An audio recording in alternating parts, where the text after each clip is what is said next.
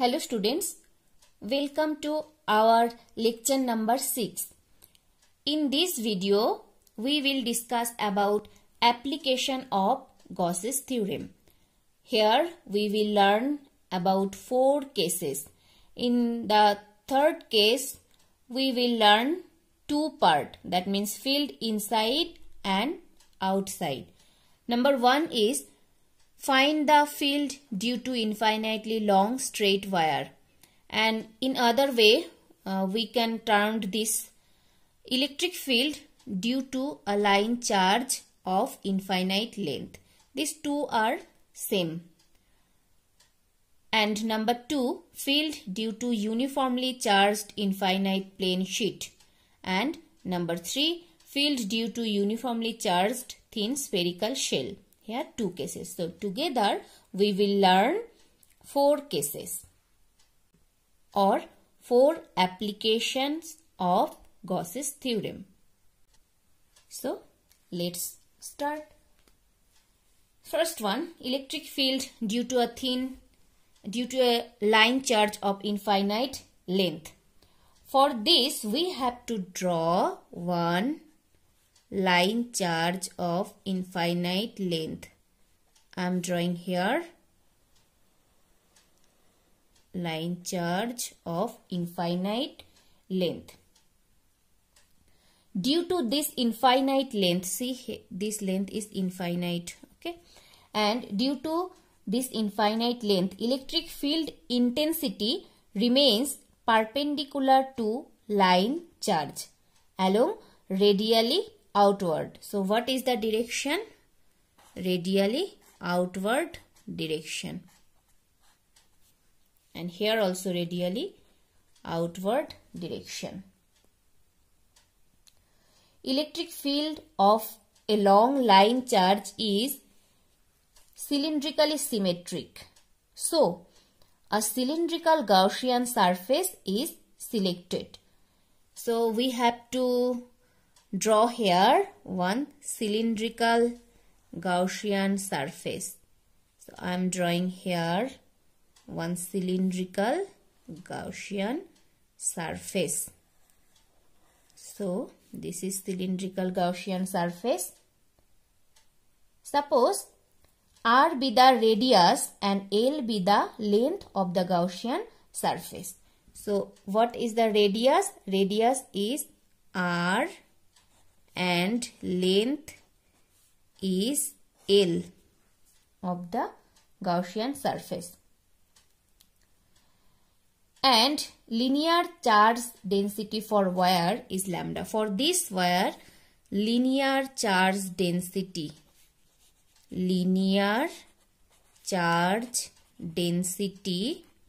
what is the value? Lambda. Linear charge density lambda.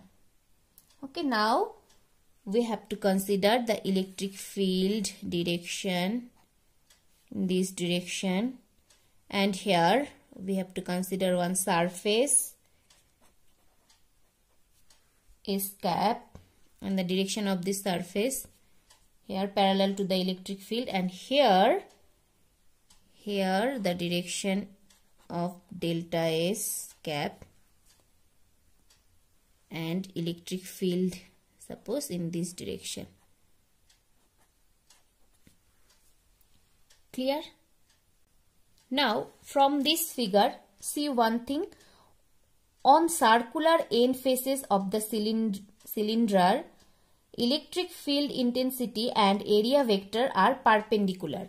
These 2 circular faces, one is upside and another one is downside. Here, that means on circular end faces of the cylinder, electric field intensity and area vector, this E and this delta S area vector are perpendicular.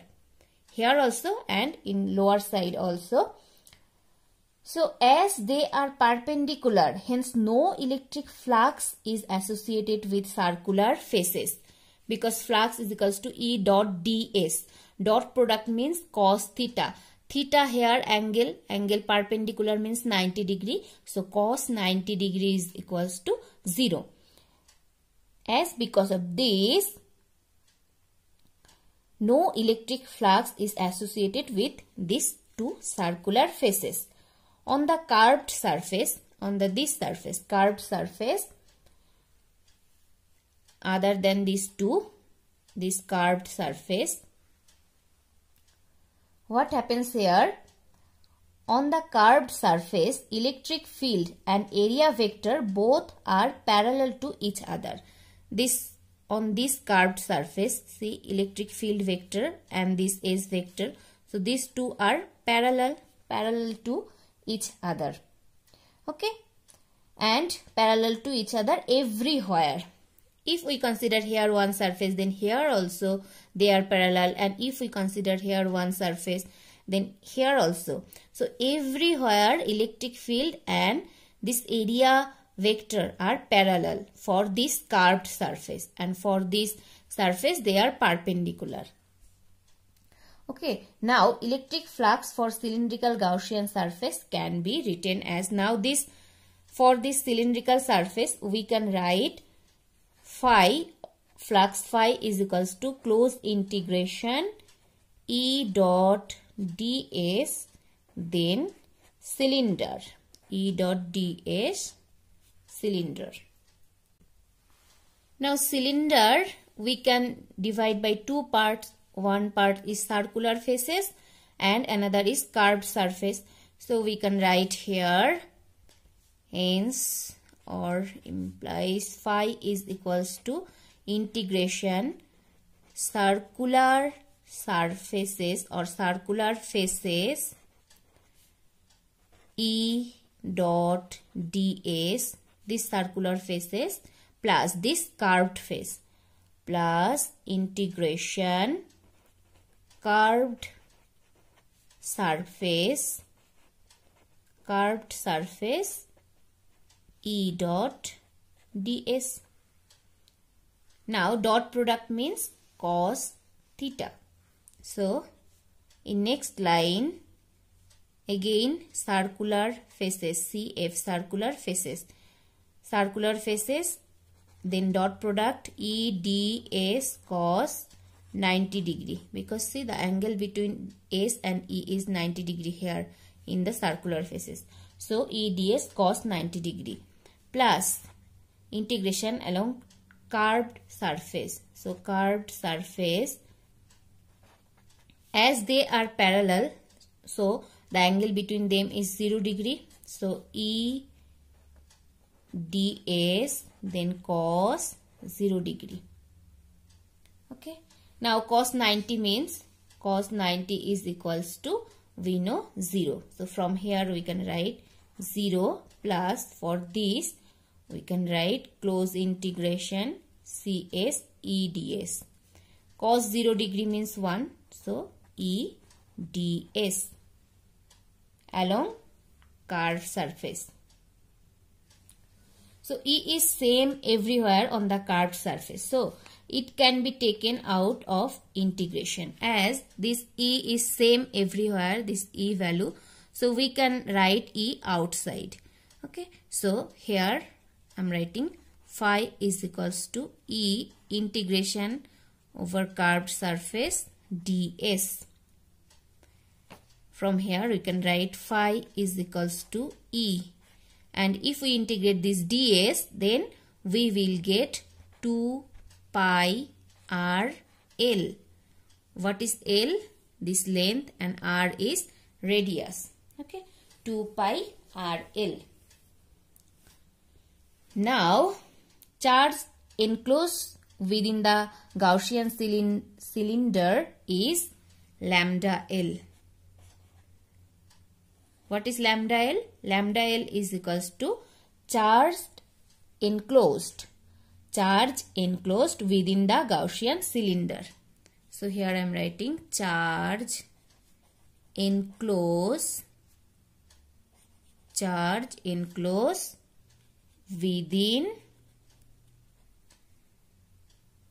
within the Gaussian cylinder.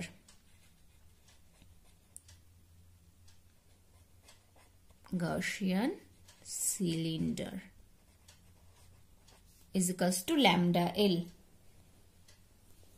Clear? Now,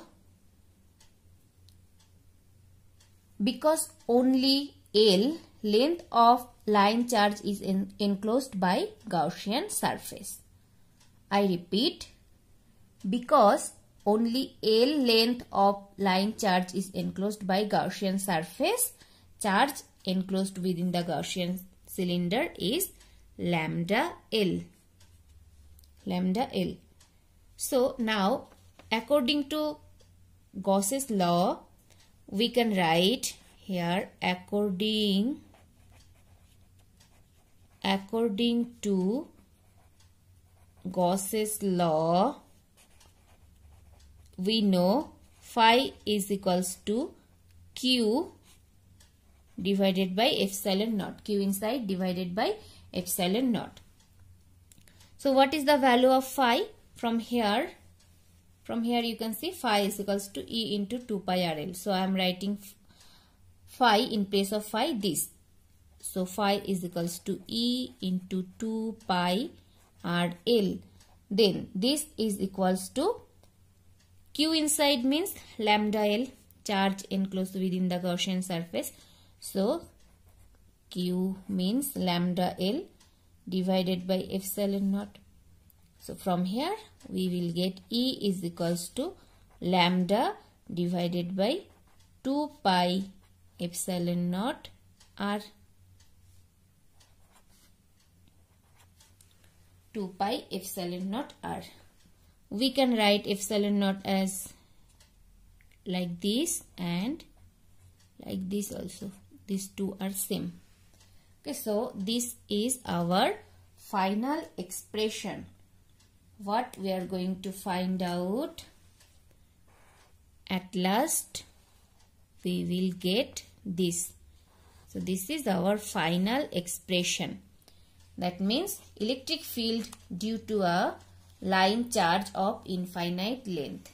You can see from here, electric field due to a line charge of infinite length. What is the value of electric field? Electric field E is equals to lambda divided by 2 pi epsilon naught R. Okay.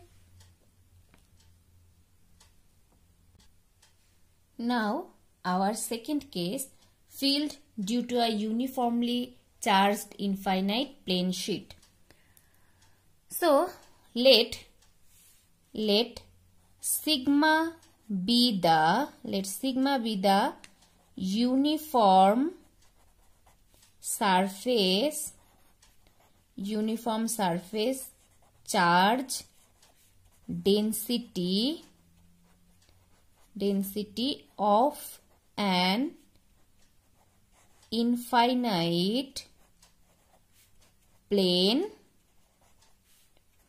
infinite plane sheet. You can see from this figure,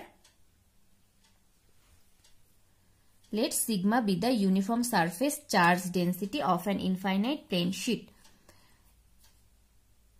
So we take the x-axis normal to the given plane. You can see from this figure, we take the x-axis normal to the given plane. By symmetry, the electric field will not depend on y and z coordinates, and its direction at every point must be perpendicular to the x direction. Okay.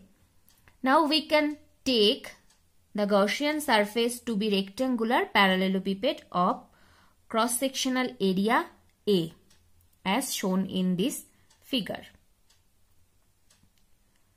Now the unit vector normal to surface 1, you can see from figure, the left surface is surface 1 in minus x direction. That means left side minus x direction. While the unit vector normal to surface 2, that means the positive x direction. Therefore, flux E dot del S through both the surfaces are equal and same amount. So we have to add these two flux. Therefore, flux E dot ds through both the surfaces are equal and add up. We have to add these two flux value. So in both surface E dot ds and in another surface also E dot ds. So if we add these two, so we get 2 E dot ds. Now del S or ds is equals to, we can write A, that means area. So 2EA. Now the charge enclosed by the closed surface is sigma A. So sigma be the uniform surface charge density and A is the area. Therefore, the charge enclosed by the closed surface, so charge enclosed by the closed surface is sigma A. A is area, sigma is the uniform surface charge density. So charge enclosed by the closed surface is sigma into A. Sigma into A. Now the charge enclosed is this value, that means sigma A. So we can write from Gauss's law 2EA, that means this value is equals to sigma A divided by epsilon naught according to Gauss's law. So we can write 2EA is equals to sigma A divided by epsilon naught, or we can write E is equals to sigma divided by 2 epsilon naught. Sigma divided by 2 epsilon naught. Now if we write this vectorically, then we can write vector E is equals to sigma divided by 2 epsilon 0 n cap. So this is our final expression for finding out what you can see from here, finding out field due to a uniformly charged infinite plane sheet. Okay. So this is our expression for field.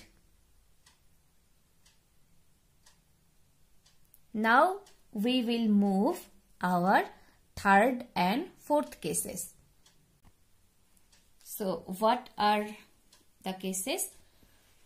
Field due to uniformly charged thin spherical shell. One case is field inside and another one is outside. Okay, to calculate field due to a uniformly charged thin spherical surface, we have to consider sigma be the uniform surface charge density of a thin spherical shell of radius capital R. Okay, then let sigma is equals to what? Sigma be the uniform surface charge density. Sigma uniform surface charge density of a thin spherical shell of radius R. The situation has obvious spherical symmetry. The field at any point P, okay, I am drawing here the diagram. From there you can understand this topic. Okay, this is our spherical surface. This is center. And what is the radius? Radius is R. So we have to consider one Gaussian surface through the point P, where we have to find out the field. So this point P. Okay. Now the situation has obvious spherical symmetry. The field at any point P, outside or inside, can depend only on R. What is R? R is the radial distance from the center of the shell to the point and must be radial, that is along the radius vector. So first, suppose now we are going to find out field outside the shell. So field outside the shell. That means if this shell is situated here, we are going to find out the field outside of this shell. So in this point P. Okay, now consider a point P outside the shell with radius vector r. So this distance is small r, and this capital R means this distance. I am drawing here again. This r, this and this, the radius. And up to this point, up to O and P, it's small r, and the center is O. Okay. Now to calculate E means electric field. To calculate E at point P, we take the Gaussian surface to be sphere of radius r. This sphere of radius r, as I told before. Clear? Now, and with center O passing through P, passing through this P. All points on this sphere are equivalent relative to the given charged configuration. Now the electric field at each point of the Gaussian surfaces, that means at each point in these surfaces, at the Gaussian surface, therefore has the same magnitude E and is along the radius vector at each point. Thus, E and delta S at every point are parallel, and the flux through each element is E dot delta S. What is the flux value? E dot delta S. Now, summing over all delta S, the flux through the Gaussian surface is, we can write the flux through the Gaussian surface. What is the value? The flux through the Gaussian surface is E into 4 pi r square. And the charge enclosed is, what is the value of charge enclosed? Charge enclosed is sigma into 4 pi r square. Now, by Gauss's law, what we can write? So, E into 4 pi r square is equals to Q by epsilon naught. So, Q means sigma into 4 pi r square divided by epsilon naught. So, sigma into 4 pi r square divided by epsilon naught. Sigma into 4 pi r square divided by epsilon naught, because Q divided by epsilon naught and charge enclosed Q is equals to sigma into 4 pi r square. Or from here we find E is equals to sigma r square divided by epsilon naught r square. See, 4 pi cancel out. So E is equals to sigma r square divided by epsilon naught, this small r square. From here we can write E is equals to Q divided by 4 pi epsilon naught r square. Now, what is the value of Q? Where Q is equals to 4 pi r square sigma is the total charge on the spherical shell. Is the total charge on the spherical shell. So, this is our expression for field outside the shell. if we write this one vectorically, then we have to put just here one vector symbol and here r unit vector. Okay, vectorically we can write E vector is equals to, here you have to add this r unit vector.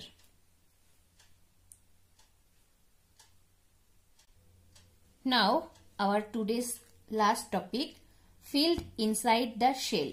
For this, the point is inside the shell. You can see from this figure, this is our shell for which we will find out the field inside the shell. So we have to take one point inside this shell. So we consider here one point P inside. So the point P is inside the shell. The Gaussian surface is again a sphere through P centered at O. So this is O center and this is our Gaussian surface. GS means Gaussian surface. Now the flux through the Gaussian surface calculated as before is, what is the value of flux? E into 4 pi r square. This radius is small r and this radius is capital R. However, in this case, the Gaussian surface encloses no charge. That means charge is here situated. Okay, charge situated here. Surface charge density is sigma. So, however, in this case, the Gaussian surface enclosed no charge. So, Gauss's law then gives, what gives? This E into 4 pi r square is equals to 0. That is what we get from here. E is equals to 0. And within bracket r less than r. This small r is less than capital R. That is, the field due to a uniformly charged thin shell is 0 at all points inside the shell. Okay, remember this. The field due to a uniformly charged thin shell is 0 at all points inside the shell. This important result is a direct consequence of Gauss's law, which follows from Coulomb's law. The experimental verification of this result confirms the 1 divided by r square dependence in Coulomb's law. And so what we get from here? The field due to a uniformly charged thin shell is 0. Clear? So this is our final equation. E is equals to 0 for field inside the shell. Thank you so much for watching.